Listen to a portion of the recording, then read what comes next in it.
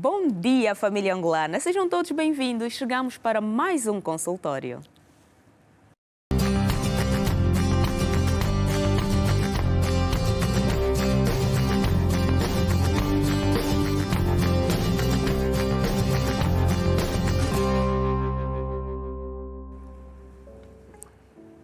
Afeta geralmente os pulmões, embora possa atingir também outras partes do corpo. A maioria das infecções não manifesta sintoma. Tuberculose é o tema de conversa de hoje. E a minha convidada, a doutora Ofélia Sachacola, pneumologista. Bom dia, doutora. Olá, Nayol. Bom dia, obrigada. Bem-vinda de volta. Muito obrigada. Já é praticamente mobília da casa. Sim, senhora. Doutora, como é que nós estamos? Sabemos que a tuberculose é uma doença que, em alguns casos, é silenciosa, mas nós gostaríamos de saber como é que ela se comporta no organismo do ser humano. Ok. Realmente a tuberculose pode ser silenciosa em pessoas que tenham o sistema imune intacto, ou seja, quando nós falamos em tuberculose, estamos a falar em doença em pessoas que tenham o sistema imunodeprimido, doentes ou pessoas que tenham algum tipo de imunossupressão. Por exemplo, as pessoas que são portadoras de HIV-Sida, pessoas que tenham doença renal crônica, as pessoas diabéticas, pessoas, por exemplo, que tenham algum cancro e que estejam a fazer algum tratamento para o cancro, essas pessoas têm suscetibilidade para apanhar a tuberculose. Mas naquelas pessoas, por exemplo, que não têm nenhuma dessas condições que eu citei agora, podem estar infectadas, mas não manifestar nenhuma sintomatologia. Portanto, são portadores da doença, estão infectados, a micobactéria está no seu organismo, mas o facto de nós termos o sistema imune intacto contém a doença e a pessoa não manifesta qualquer sintoma. Muito bem. E a bactéria, como é que se chama? De onde é que ela surge? Como é que nós apanhamos a tuberculose? A bactéria da tuberculose é o Mycobacterium tuberculosis. Nós, todos os dias na nossa vida, temos contato com essa bactéria. A bactéria está no meio ambiente, está no nosso ambiente de trabalho, está nos autocarros, nos transportes públicos, por exemplo, nos táxis. E o que determina se uma pessoa vai desenvolver a doença ou não é exatamente a integridade do nosso sistema imune. Portanto, todo aquele indivíduo que tiver um sistema imune intacto, bem, sim, não é? Ele vai ter contato com essa bactéria, mas, por exemplo, não vai desenvolver a doença. Mas no caso daquelas pessoas que já têm esse fator de risco ou essa predisponibilidade, alguma condição que vai fazer imunodepressão do próprio sistema imune, vão desenvolver a doença, tá bem? Então, micobactéria é uma bactéria, nós temos vários micro-organismos a nível no nosso dia a dia. Temos vírus, temos bactérias e temos parasitas. Esta micobactéria da tuberculose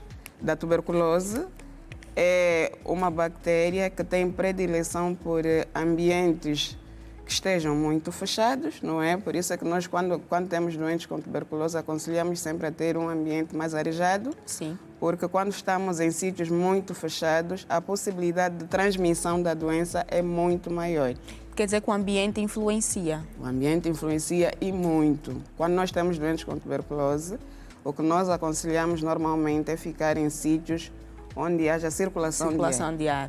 Então, um campo faria toda a diferença, um local verde, com ar fresco? Com certeza, com certeza. Por isso até que antes colocavam as pessoas em sanatórios e, para além dos sítios onde as pessoas estavam internadas, havia sempre um espaço aberto, sim, onde essas pessoas passavam a maior parte do tempo, porque a possibilidade de transmissão dessa doença seria menor.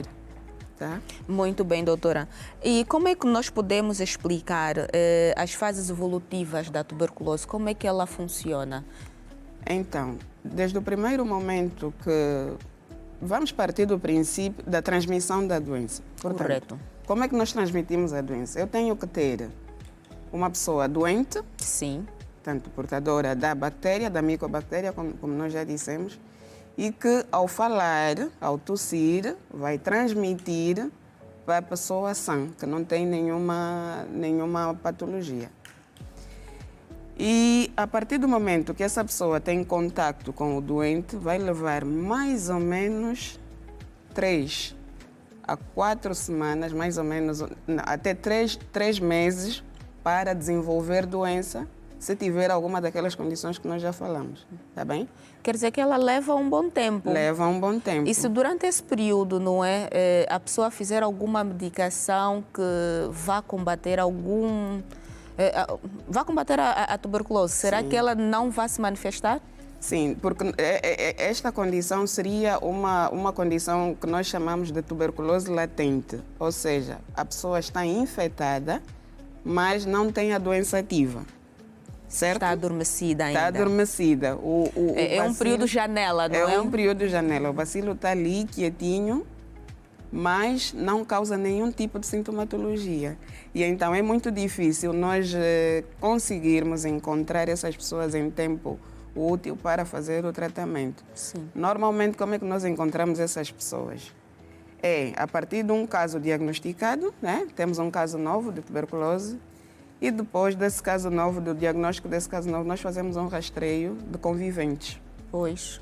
Toda pessoa que tem contato com esse caso positivo, Sim. em princípio será feito um rastreio e ali nós podemos conseguir encontrar alguém, né, que tenha. E o rastreio, como é que nós fazemos? Avaliamos sinais e sintomas, vamos fazer alguns exames radiológicos e alguns exames de imunidade que vão nos dizer que esse doente tem a tuberculose, mas não é uma doença ativa. É uma tuberculose latente, uma tuberculose que está adormecida. Essas pessoas podem beneficiar, sim, de um tratamento para evitar que cheguem à doença ativa.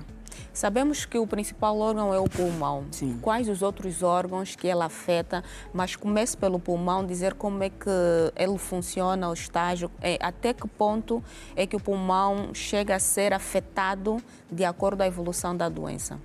Na verdade, o primeiro ponto, ou a porta de entrada da bactéria da tuberculose é sempre o pulmão, porque a transmissão é sempre via aérea. É uma doença de transmissão de via aérea. E o pulmão é a porta de entrada. Pode desenvolver a doença ou não. Quando afeta o pulmão, temos uma sintomatologia. Portanto, o doente vai ter um quadro de tosse, vai ter um quadro de febre, de predomínio vespertino. Quando eu digo predomínio vespertino, é aquela febre no finalzinho do dia. Sim. Vai ter emagrecimento, vai ter muita falta de apetite e muita fraqueza. Depois disso, por exemplo, se ele não desenvolver a doença, a forma pulmonar, pode desenvolver a extrapulmonar. E a tuberculose pode afetar qualquer órgão. Pode afetar desde o rim, o fígado, os órgãos, o sistema urogenital, o cérebro, a tuberculose meningia. Portanto, a tuberculose ainda no pulmão, podemos ter a tuberculose extrapulmonar, que é a pleural também. Sim. Então, ela pode atingir vários órgãos no próprio sistema, no organismo, né, da pessoa. Assim. E é mesmo sobre isto que nós havíamos de começar já a falar. Quando afeta os outros órgãos, quer dizer que vai ter uma comissão multidisciplinar para tratar deste paciente? Sim, em princípio, o órgão afetado, a responsabilidade será da especialidade desse órgão afetado. Vamos supor que o doente tenha uma tuberculose urogenital. As queixas iniciais serão do fórum urogenital e então a tendência é o doente... Quando diz urogenital, o que é propriamente? Que órgão é que vai afetar? Sim, estamos a falar de ureteres, por exemplo, vias urinárias, de tudo que faz parte das vias urinárias e do sistema feminino, reprodutor feminino ou masculino. Muito bem. Portanto, é por ali. E as primeiras manifestações serão em decorrência do órgão afetado. E o que é que vai acontecer? Esse doente vai acorrer primeiro a essa especialidade. Sim. Então, o doente, ou por exemplo, uma tuberculose peritoneal também, que vai afetar o abdômen, uma camada que reveste aqui o abdômen.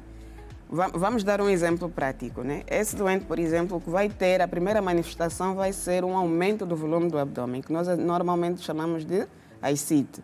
E então, esse doente vai fazer, o que é que vai fazer? Vai consultar um gastroenterologista, que em princípio é o médico que cuida de todo o nosso sistema gastrointestinal. E quando ele for ter com o médico gastroenterologista, vai fazer o diagnóstico e vai chegar à conclusão que isso é uma tuberculose peritoneal.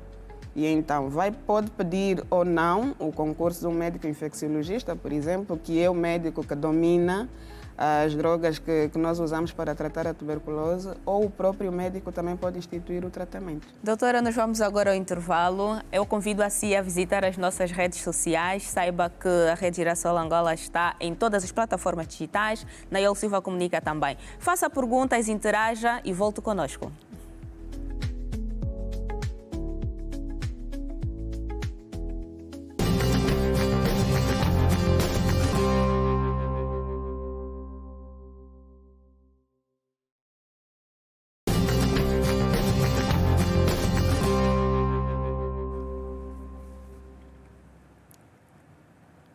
Estamos de volta, ainda bem que permaneces aí. De certeza que foi visitar as nossas redes sociais.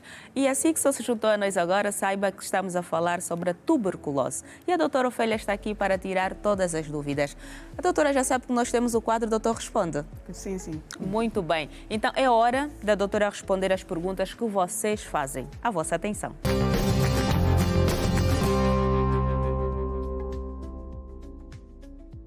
Quais são os primeiros sinais da tuberculose? Doutor, gostaria de saber o que leva uma pessoa a ter tuberculose. Muito bem, doutora. Temos aqui duas a princípio. Então, em relação à primeira pergunta, a resposta certa seria depende do órgão afetado.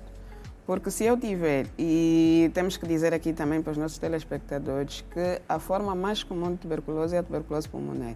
Portanto, vamos aqui falar da tuberculose pulmonar. Exatamente.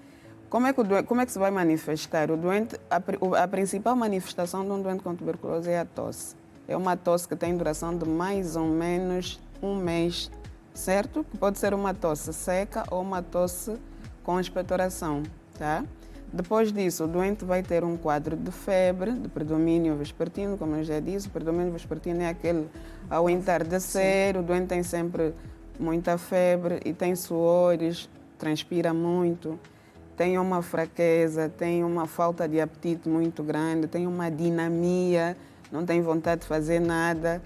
E com esse quadro pode até às vezes recorrer a muitas unidades hospitalares. Até fazer o diagnóstico vai levar algum tempo, mas normalmente é um quadro que é arrastado. Até quanto tempo? Até os doentes procurarem a nossa ajuda, unidades hospitalares, pode levar mais ou menos 1 a 2 meses. Por isso é que quando chegam já estão muitas vezes a doença já está num estadio muito avançado, que as pessoas até podem começar a ter, para além da tosse, e ter sangramento, né? Tosse com escarro, e esse escarro ser acompanhado de sangue, muito sangue mesmo, porque levam muito tempo até chegar às unidades onde realmente consegue-se fazer o diagnóstico e o tratamento. Em relação à segunda pergunta, como nós já dissemos, uma pessoa quando tem contato com a bactéria que causa a tuberculose, nem sempre desenvolve a doença ativa. E então, o que é necessário esse indivíduo ter para que desenvolva a doença?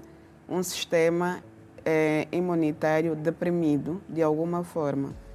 Portanto, todas aquelas patologias pré-diagnosticadas que fazem imunodepressão, como é a diabetes, como é o cancro de qualquer etiologia, uma doença renal crônica, pessoas, por exemplo, que estejam a fazer tratamento com quimioterapia, esses doentes todos vamos considerar imunodeprimidos. Pessoas com HIV, e, portanto, a bactéria entra, não encontra nenhum tipo de defesa e então vai desenvolver a doença. Portanto, temos que ter de base alguma imunodepressão. Quer dizer, essas pessoas já são consideradas de risco, são mais propensas. Exatamente. São pessoas que nós consideramos grupos de risco para desenvolver a tuberculose. Por exemplo, pessoas também que façam o consumo excessivo de álcool. Portanto, O tabaco também. o próprio tabaco, Sim. tudo isso vai deprimir o sistema imunitário e faz com que a doença se desenvolva. Muito bem, doutora. Temos mais duas questões, vamos à terceira. Com certeza. Jandira Bumba é o meu nome. Gostaria de saber quais são os tipos de tuberculose que existem. Francisco Martins, doutor, qual é a forma de contagem da tuberculose? Muito bem. Quais são os tipos e a forma de contágio? Praticamente já falamos. Já falamos, exatamente. Mas a principal delas todas é a tuberculose pulmonar e que é que constitui o maior risco, porque é a partir da tuberculose pulmonar que depois vai se transmitindo para as outras pessoas e vão surgindo casos novos. Mas para além desta, temos aquela tuberculose que nós consideramos a extrapulmonar, que vai afetar outros órgãos fora do pulmão. Eu já disse, por exemplo, a pleura, o próprio pericárdio, que é uma camada que reveste o coração. A nível do abdômen também podemos ter a tuberculose peritoneal, podemos ter a tuberculose urogenital, a tuberculose meníngea. Então, vários órgãos podem ser afetados pela tuberculose. Muito bem, doutora. Estão todas respondidas? A forma de transmissão. Falta a forma de transmissão. Sim. Muito bem, vamos à forma de transmissão. A forma de transmissão, a principal, como continuamos aqui a dizer, é a transmissão aérea. Aérea, exatamente. Contacto de uma pessoa doente com uma pessoa sã. Por isso é que nós normalmente pedimos que aquela pessoa que esteja infectada ou fez o diagnóstico de tuberculose ativa, nos primeiros 15 dias a 20 dias, terá de manter um isolamento respiratório, que é assim que nós consideramos, um isolamento respiratório. E quando tiver que sair, sempre tem que ter uma máscarazinha para evitar contaminar outras pessoas ou transmitir a doença às outras pessoas e começar a ter outros casos de tuberculose. Doutora, agora sim fechamos este ciclo e eu gostaria que desse uma enfatizada na tuberculose cerebral. Como é que ela começa a ser desencadeada? Tuberculose cerebral, na verdade o termo certo seria meningia, tuberculose meningia, porque afeta meninges, são camadas que revestem o nosso cérebro. Portanto, o doente que tem essa tuberculose, o que é que vai ter? Vai ter sintomas e sinais neurológicos. Esse doente pode ter muita cefaleia, dor de cabeça. Esse doente pode ter visão turva e quando nós vamos fazer o exame, ele vai apresentar uma rigidez a nível da nuca, que eu não consigo fazer esse movimento, tá? E entre outros sinais e sintomas que são generalizados, né? Como é a febre, esses doentes também costumam a ter muita febre. E então, quando nós vamos fazer esse exame físico, juntamente com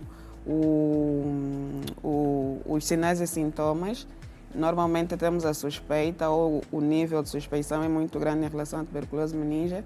Depois fazemos os exames para confirmação. Muito bem. Esses exames são feitos todos aqui? Temos condições? Sim. São exames simples. O primeiro de todos eles é uma TAC. É uma tomografia cerebral, né? Que ele vai dizer se realmente o que tem é alguma alteração inflamatória, infecciosa ou alguma alteração tumoral.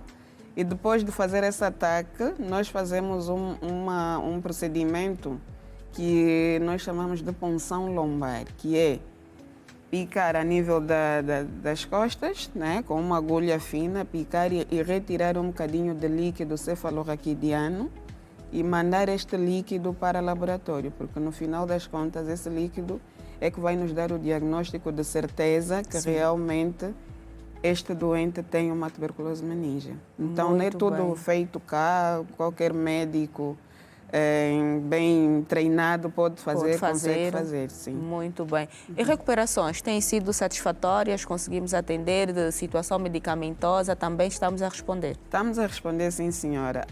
O único problema da tuberculose é que é um tratamento muito longo. São 6 meses de tratamento, pelo menos para a tuberculose pulmonar.